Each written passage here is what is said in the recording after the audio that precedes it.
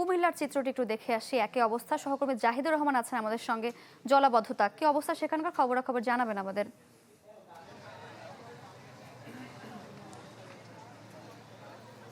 Colour expert dark sap এবং mild on hands technology সমৃদ্ধ Orix advance detergent powder আপনার laundry expert.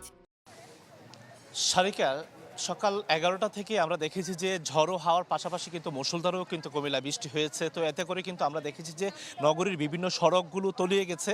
তো এক্ষেত্রে দেখা যাচ্ছে যে যারা স্কুল কলেজের শিক্ষার্থী তারাও কিন্তু বেশ ভোগান্তির মধ্যে পড়েছে। এবং কিছুক্ষণ আগে আমরা কয়েকজন শিক্ষার্থীর সাথেও কথা বলেছি, তারা আমাদেরকে যেটা বলছে যে আজকে কিন্তু কুমিল্লা শিক্ষা বোর্ডের অধীনে ইংরেজি দ্বিতীয় পত্র পরীক্ষা ছিল। তারা কিন্তু পরীক্ষা হলে থাকাকালীন সময় বিদ্যুৎ না থাকার কারণে তারা মোমবাতি প্রজ্বলন করে তারা পরীক্ষা দিতে হয়েছে। এবং কোথাও কোথাও অন্ধকারাচ্ছন্ন ছিল, যদিও আসলে মেঘ কেটে যাওয়ার পর সেই অন্ধকার দূর হয়েছে। অনেকেই আমাদেরকে এই তথ্যটুকু জানিয়েছেন। এর বাইরে আমি যে এলাকাটায় বর্তমানে রয়েছি, আপনি দেখতে পাচ্ছেন যে এখানে আইন শৃঙ্খলা বাহিনী গাড়ি থেকে শুরু করে এখানকার অন্যান্য যে যানবাহন সেগুলোও কিন্তু দেখা যাচ্ছে যে এখান থেকে যেতে বেশ ভোগান্তি পোহাতে হচ্ছে। এবং বিশেষ করে সাধারণ মানুষ যারা এই পথ দিয়ে চলাচল করেন তারাও কিন্তু আসলে ফুটপাত দিয়ে যাচ্ছেন এবং এই পথ দিয়ে বেশ কিছু গাড়িও কিন্তু আটকে গেছে। পাশাপাশি আমরা দেখেছি যে এখানে বুড়িচং উপজেলা স্বাস্থ্য কমপ্লেক্সের অ্যাম্বুলেন্স পর্যন্ত আটকে গেছে, যে কারণে আসলে অনেকেই কিন্তু এই পথ দিয়ে আসলে যেতে চাচ্ছেন না। শুধু এই সড়কটি কুমিল্লা জেলা স্কুল সড়ক, এর বাইরেও কিন্তু কুমিল্লা নগরীর যে ঝাউতলা এলাকা এবং ছাতিপট্টি এলাকা সেখানেও কিন্তু আমরা দেখেছি জলাবদ্ধতার কবলে সাধারণ মানুষের বেশ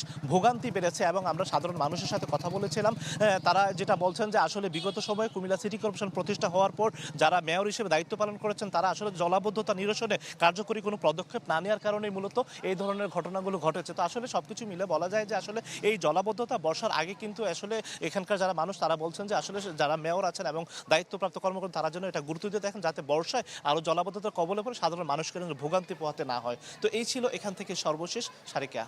জাহিদ, ধন্যবাদ আপনাকে।